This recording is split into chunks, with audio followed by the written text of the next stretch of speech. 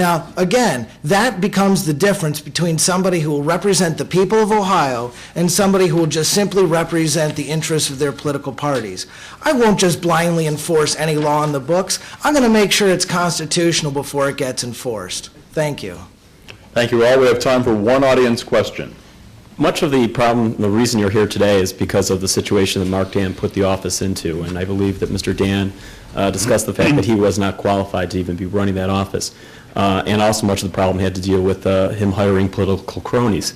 Can you discuss what your hiring practices are going to be and what your management style is going to be? Question for all three candidates. Mr. Crites, you will go first.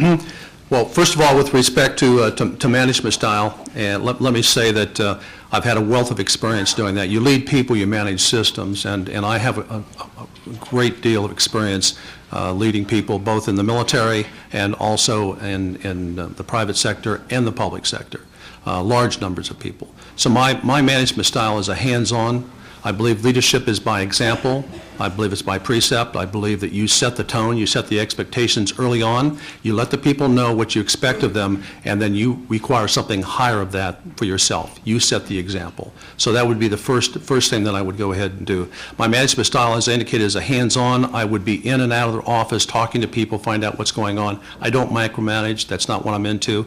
But I would be on the road, traveling around the state, talking to people that impact and that interface on a regular basis with the Attorney General's office to find out whether or not we're doing the job that we should do. Thank you. Mr. Owens. Thank you. Mark Dan was a moral reprobate, and I think that really was his biggest problem. But regardless, with regard to my management style, I employ a servant leadership style that's as defined in the Bible. I think it's very important that we set the standard for our employees, that we make it very clear what their expectations are, what their job duties are. I think having the opportunity to have an independent in this office means that we can hire people, not just from the Republican Party and not just from the Democratic Party, but we can have a true merit-based system that transcends political parties and allows the best people to actually come into this office and do the work of the people. I won't have the barriers that prevent me from putting good people into office regardless of their political heritage. Thank you. And Mr. Cordray. I have a track record of running a county office and now a state office, and in both places I've found that very important is building a strong leadership team and understanding that you don't govern people in a partisan way, you govern in a professional way. Republicans, independents, Democrats alike are my constituents, and we serve them all without preference. Also, the people in my office do not work on my political campaigns. They focus on doing their job and representing the people of the state and delivering the services that they're expected to deliver. Again, that's true at the county treasurer, where I had many Republicans and Democrats on staff. I'm sure it wasn't something we spent a lot of time trying to figure out. And in the state treasurer's office as well, and I expect to serve the same way in the Attorney General's office. Many good people there who will stay and continue to do their work. There will be new people we'll bring in, and out of the blend of those, if you set the right tone, you will get strong leadership for the state. That's how I hope and expect to serve if I'm elected Attorney General. Thank you, candidates. Thank you, audience, for those questions. Now I will have a final question for each candidate with a time of 2 minutes each. The candidates will answer the question in the reverse order from the opening, so Mr. Cordray will go first. Richard, the governor wants to see all offices spend less. Where do you cut the operation you hope to inherit so that it does the least damage to the taxpayers of this state? Or do you see a way to find savings or increases in fundings that help you from making the cuts? Yes, this is your final answer. This is our closing. Okay. I will tell you that we've had to absorb budget cuts in state government right now. That's why the collections that Robert was referring to earlier are very critical. You know, you have to collect unpaid obligations to the state because otherwise the budget hole gets worse and worse. And it's only fair to law-abiding taxpayers that we do collect debts from those who have not obeyed the law. In my office, we absorbed a 10% budget cut in January of this year. We are working through another 5% budget cut this fall. It's not easy. It means you have to set priorities. In the Attorney General's office, we may well have more budget cuts that we'll have to work through. If we do, my priorities will be, as I have stated, first and foremost, that we will protect the financial security of Ohioans every way the Attorney General has tools to do that, whether that's consumer protection, whether it's a senior strike force to protect seniors, whether it's triad, law enforcement and seniors working together, whether it is stepping up to address the Wall Street mess, probably in conjunction with other attorneys general, so we can pool our resources together to get a stronger response to that. I also will prioritize the needs of local law enforcement and the ways in which the Attorney General's office works with them, whether it's the crime labs, whether it's investigations, whether it is providing prosecutors who can be cross-designated to work on capital cases, which are a great burden on local prosecutors' offices, whether it is like when I was state solicitor, the criminal law project where we worked with local prosecutors in their cases in the Ohio Supreme Court. Again, my tenure as Attorney General, if I'm fortunate enough to be elected, will be marked by respect, one employee to another, and each of us to the people we deal with, recognizing that we're all Ohioans, and just because we have a legal dispute today doesn't mean we won't be working together tomorrow. And respect and fairness will be the watchword for me. Thank you. Michael Crites, 2 minutes. Do you see cuts or funding increases or both? I think I may see both. I think one of the first things that I will do, however, before any kind of decisions are made, and I did it when I was the United States Attorney, is do a top-to-bottom review of the office. When I was U.S. Attorney, I came in within the first 30 days. I put together a staff of people, both inside and outside the Department of Justice, to take a look at the operations of the office, to determine if there's any way that we could come up with cost savings, we could streamline the organization, or we could actually be able to address our priorities with less money.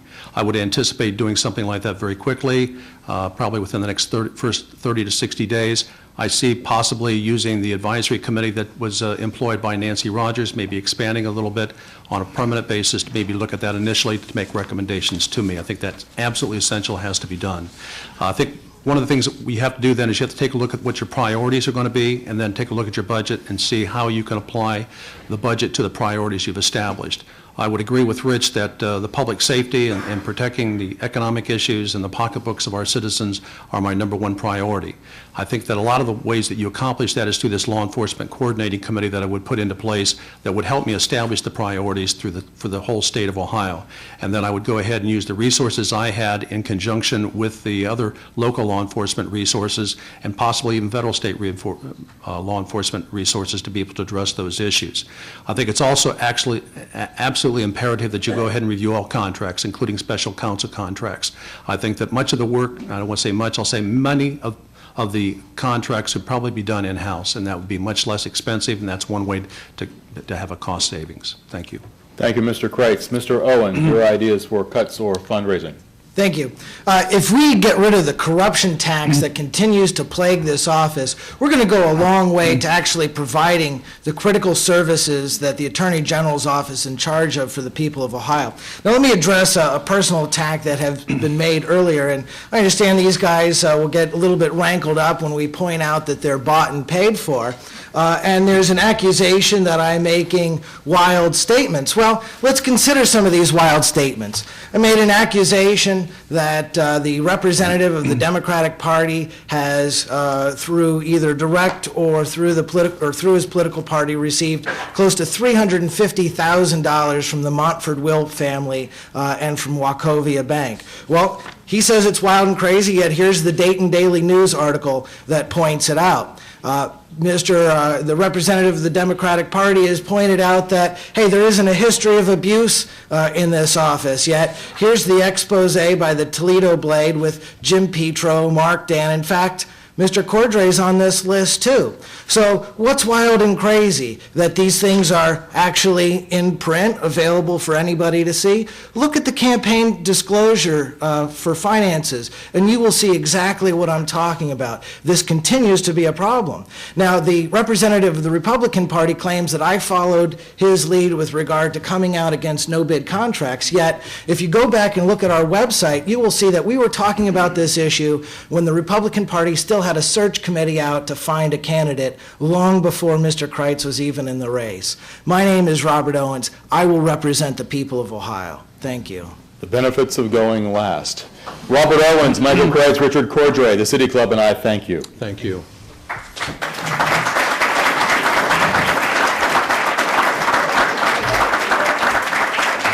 Today at the City Club of Cleveland, we've been listening to a debate between the candidates for Attorney General for the state of Ohio, Richard Cordray, Michael Crites, and Robert Owens. Thank you, candidates. Thank you, Rick Jackson of 90.3, and thank you, audience. This forum is now adjourned.